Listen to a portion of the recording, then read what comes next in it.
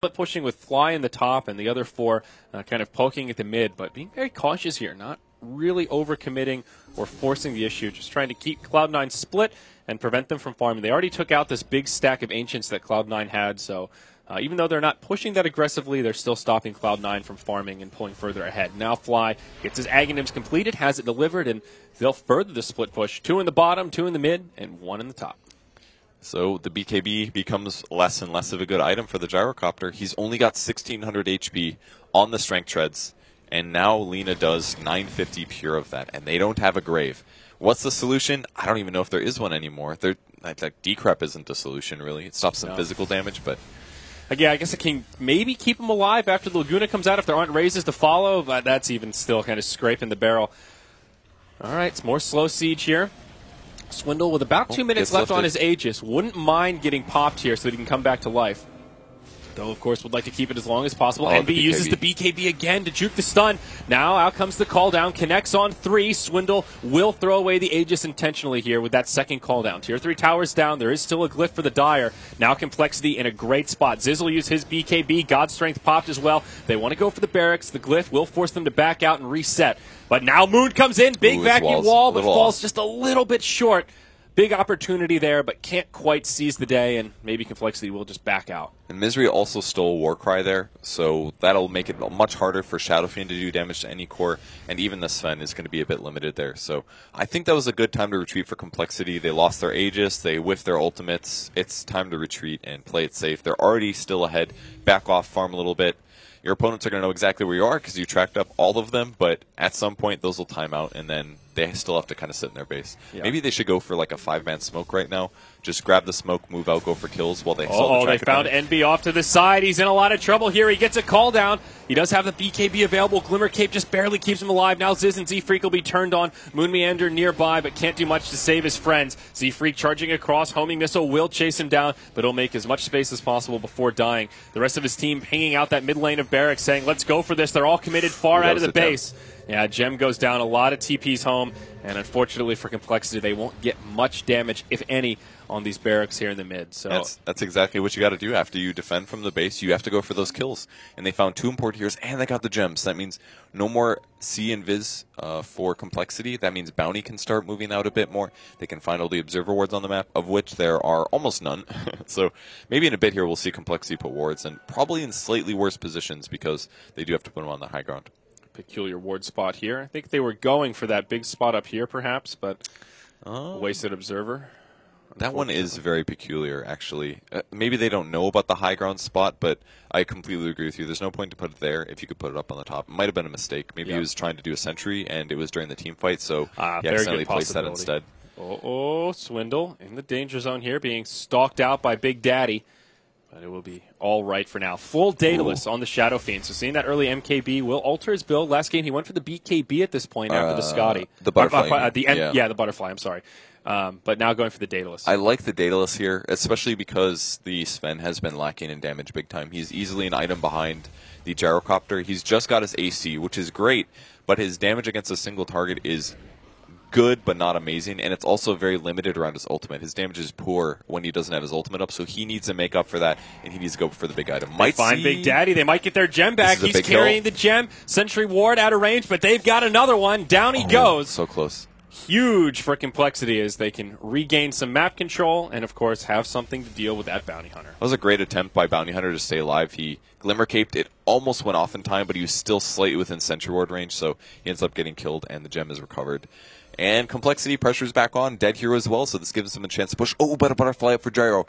That means that they can't hit him reliably, so his HP is much higher now versus physical damage. But it also means he doesn't have buyback. He's gone all in on this item here. No buybacks available for Cloud9 whatsoever, including Big Daddy, who is in the grave already. Ziz with the BKB, God Strength on. They get the melee barracks, and now they just back out. They see that Envy's used his BKB. They absolutely don't want to fight this now as they've already gotten their objective. Are they going to Lotus Orb this? Will it reflect? I'm not sure.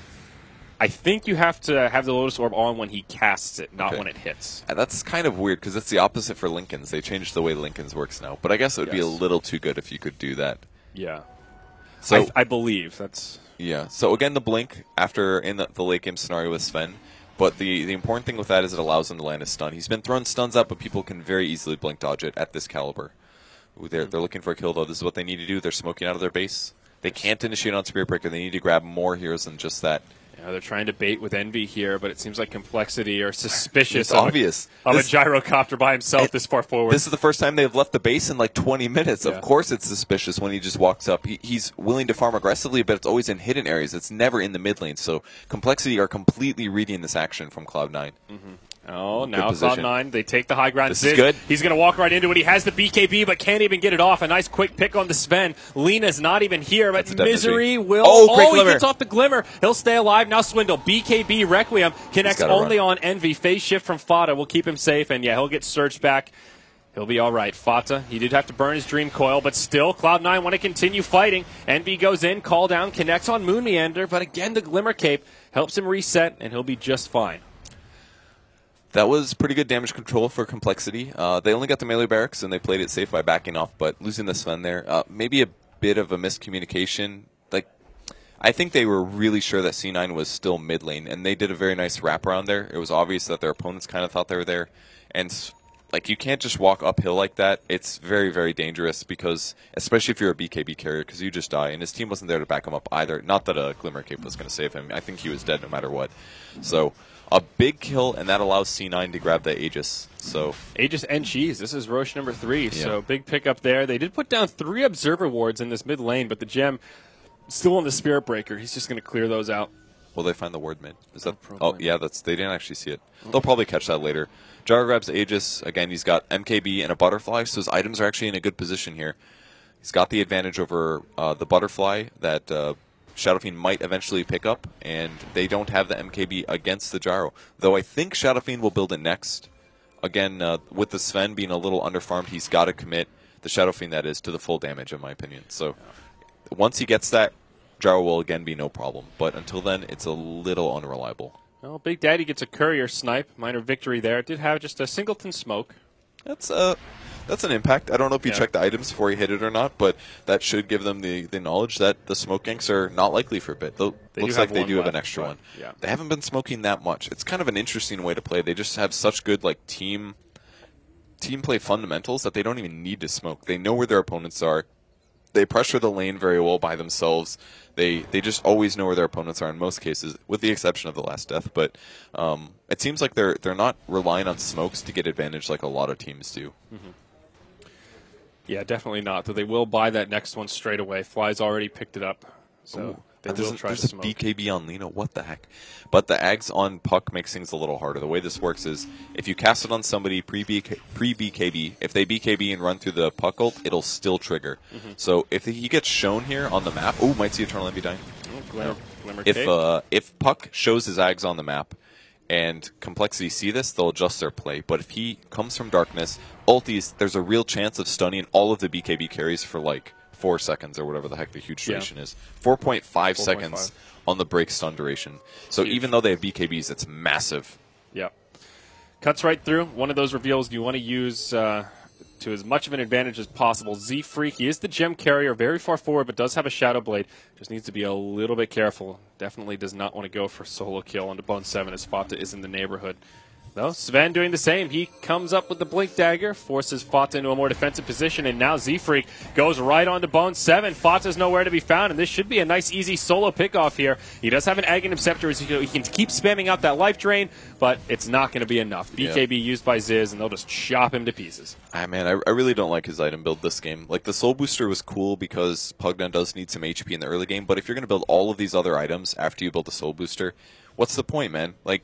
Just get a Vitality Booster and build something else. He could use the Soul Booster, the Point Booster in the Soul Booster to just build an Ags. And he had Brown Boots almost the entire game. That could have been an Arcane Boots.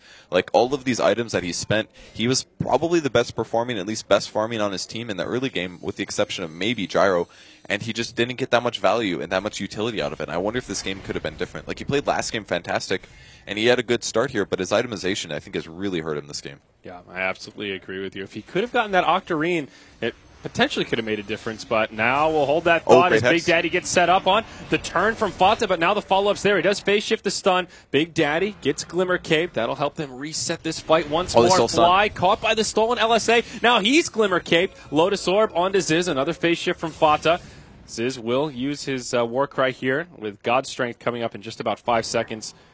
Minor exchange, but that was really nice poking from both teams. Like, as soon as Misery stole the stun, he just went right back in. And both teams just positioning. Like, that was amazing positioning from Complexity. The fact that nobody else died there, on their team at least, they immediately glimmer caped as soon as they saw danger. It was really well done. They're thinking a step ahead consistently in these team fights, and it shows. Yeah. Now the Vladimir's offering picked up by Z-Freak. More armor coming out for Complexity, itemizing in a similar fashion as they did in the last game against the Gyro with the AC on top of the Warcry, on top of the Vlads. It makes a big difference against this flat cannon, and we already talked about that Crimson Guard that was picked up a while ago.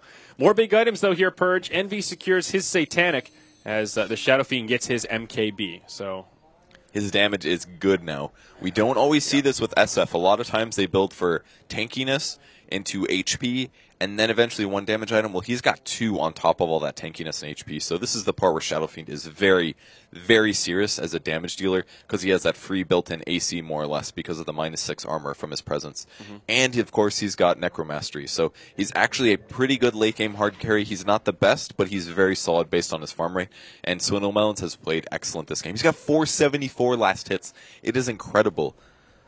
5-1 and 4, awesome performance from him. But the only lacking that he got out of this is that the mech is gone. He had to sell it because at this stage in the game, a damage item is far better. So they have slightly less heal going into their team fights from here on out. yeah, this is that point where it would be nice if the Darks here could get Guardian Greaves. That or would be something okay, like that. I think. Mech is kind of weak late game because it's such a low percentage of your heal. But it might be worth it, honestly, as the next item. It adds a lot of value, and it's only about a 4,000 gold item for the upgrade. Yeah, exactly. It's kind of expensive, but Dealing with slots will be the next big issue here. the but charge is coming, they're split. they're going for Eternal Envy. He's the I think they charge can get target. him. They've got the gem as well. Oh, Oh, the stun on damage. 2. The cleave from Sven. The 2 from Cloud9 just